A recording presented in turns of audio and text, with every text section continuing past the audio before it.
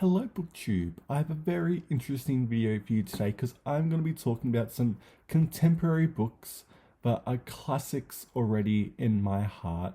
These are books that I want to be in print still 100 years later, 200 years later, 1000 years later. These are books that I would like to place bets on in my heart to be Penguin Blacks at least, or Oxford maybe, some of them could be, but deep down I want these more contemporary books to be classics in my heart. I have a massive list today. This took me a good 10 minutes to come up with, but let's get with the honourable mentions because I have 5 here. So first one we're going to be talking about is Booth by Karen Joy Fowler. I've talked about one. It's a classic. It's amazing. It's not really classic, but it's an incredible historical fiction book that you should read. White Teeth by Zadie Smith, of course. Young Mungo by Douglas Stewart. We love that one. The Adventures of Amina al-Sirafi by S.A. Chakraborty. I absolutely adored that one. I can't wait for the sequel to come out in the next couple months. I'm so excited. And then Epitaph by Mary Doria Russell. That's going to be the honourable mentions. I should have put more non-fiction in there, but we're going to get to non-fiction later on. So let's start with the actual list. These are books that are classics in my heart already. So first one we're going to be talking about is Song of Achilles. This is a retelling of the Trojan War. Oh, it's by Madeline Miller too. Trojan War, we follow Procletius. He trains as a soldier and falls in love with Achilles. Despite Achilles' mum disapproving and everything, they're sent into the Battle of the Troy to protect the Greeks. They both have a big downfall and they die, and then they're reconnected later in life. And it's incredibly beautiful. I think this is Madeline Miller's debut. I could be wrong. I've never read anything else by her. I got to Song of Achilles last year, and I was like, oh my god, this is actually really great. And so I want to keep going with her, but I don't know where to go next. But yeah, so Song of Achilles, that's the first one. Then we're moving on to a very controversial one that I know no one likes except me, and that's A Little Life by, I forget her name.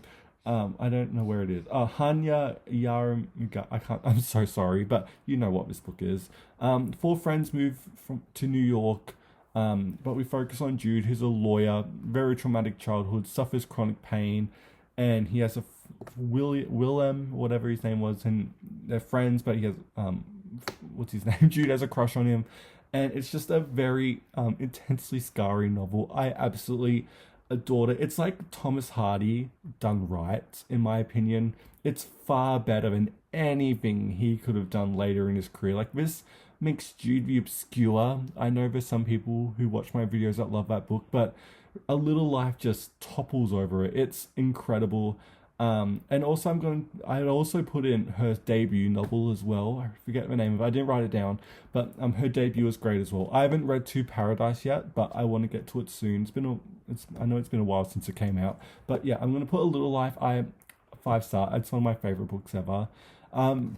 Speaking of favorite books, we're going to do a series now. This is the Broken Earth Trilogy by N.K. Jemisin. You're like, Andrew, I haven't heard of that series in years. And it's true, it's a bit old by this point. I feel prehistoric because it's like an OG book talk book. But I love it so much. But this is a mum traveling across the world. And there's a 5th season in this world because of climate change. And she's one of the people that control it because she has some magical energy, but she's traveling the world because her home was broken into, her husband was killed, and her daughter was kidnapped, and so she's traveling across the 3 books to find her daughter. It's incredible. It's literally one of my favorite sci-fi, or is it sci-fi or fantasy? I know they're literally the same genre, but I think it's more fantasy than sci-fi. Just the literary devices this book used. There's a second person POV, which is iconic. Exposed me to second person POV. There's jumps in perspectives and also timelines. It's a lot. It kind of reminds me of, again, The Sparrow by Mary Doria Russell, which could have been on this list, but I think it's just a bit too old to be contemporary, of course. But yeah, I love the Broken Earth trilogy. I'm so due for a reread of it.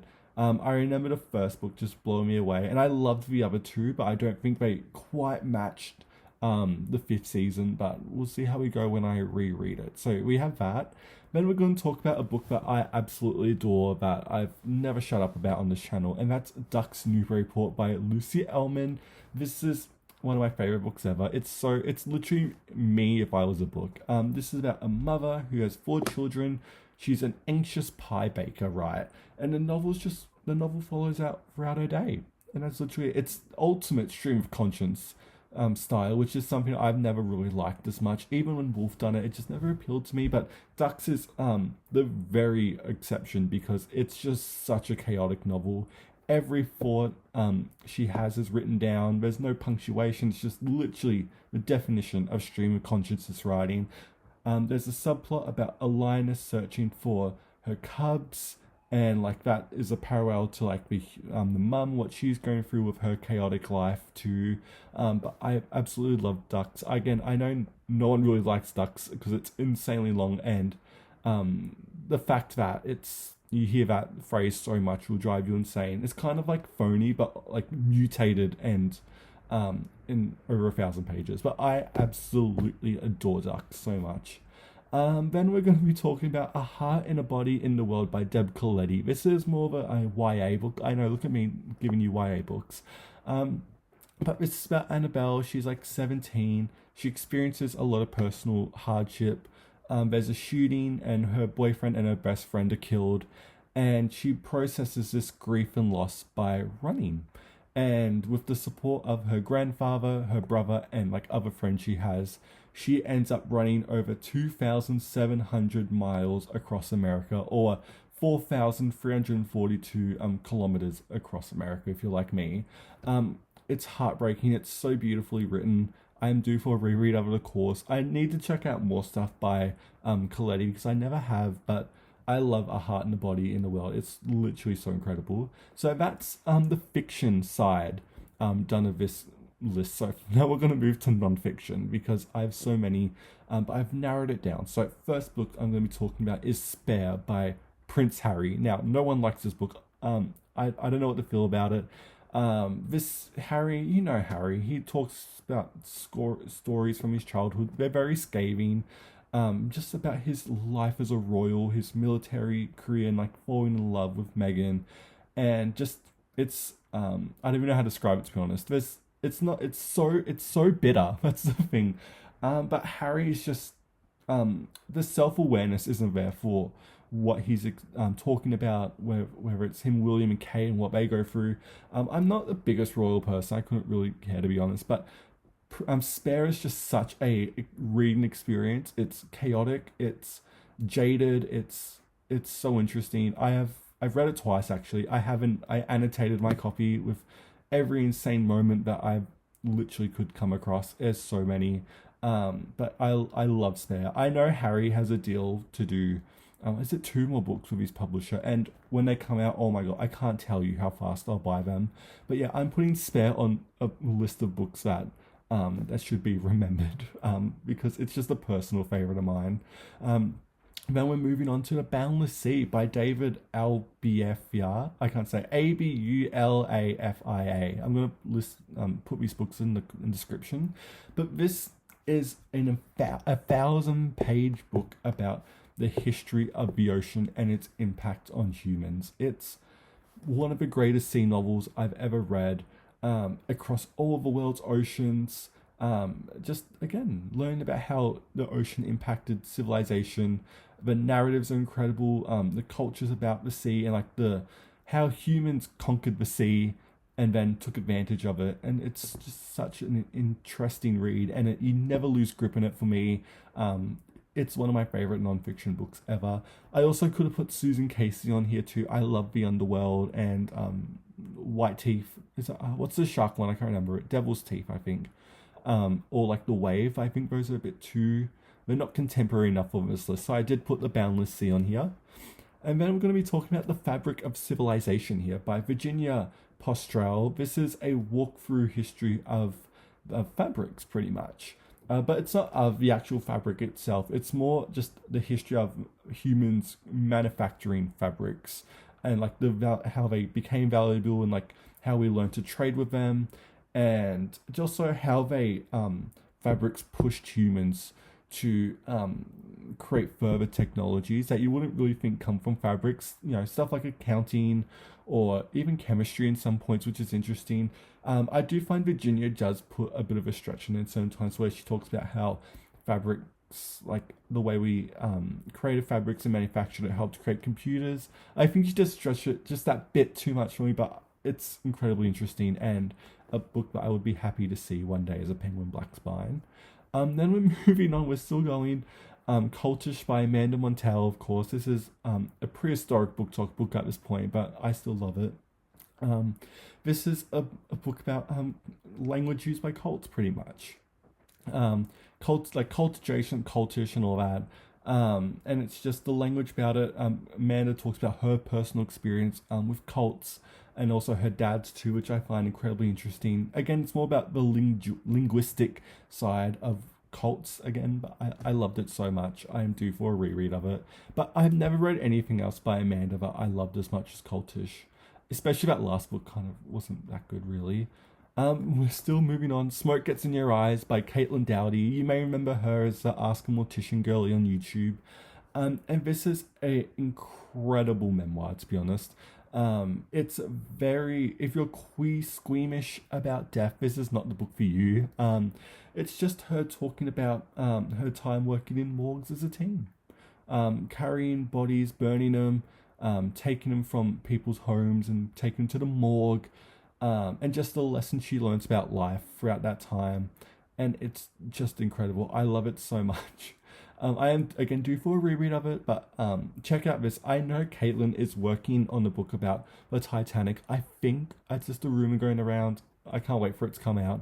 I love her other two books, From Here to Eternity. I don't know the titles, to be honest. I'm just saying words. But her other two books are really great as well. But Smoke Gets in Your Eyes is just an incredible memoir I love.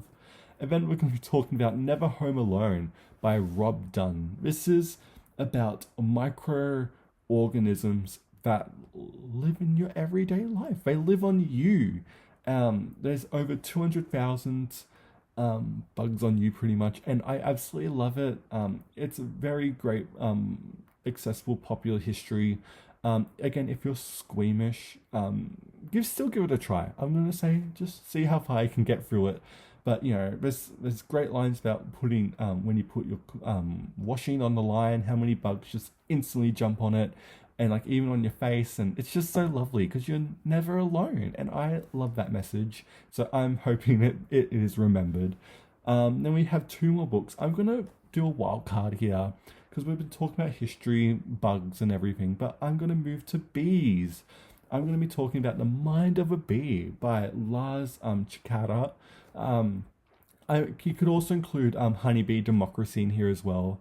But this is just Lars talking about the bees and how smart they are, how their ability to process information, whether it's hives or people, or put bees through mazes and they still figure out their paths. They're so smart, and it's just a really interesting read. And then we're ending this list here with What the Chicken Knows by Cy Montgomery. Now, you may remember her because she wrote The Soul of an Octopus, which is incredible. I love that one. But I'm going to be putting What a Chicken Knows. And this is Sly telling about her own flock of chickens, or hens she has in particular. She calls them her ladies, and they live in her backyard. And it's just her talking about chickens and how just how smart chickens really are. It's short. It's really accessible. Sly's writing is incredible. I don't own any of her books, but I really want to. And it's just her learning about her own chickens in her backyard. And I love it so much.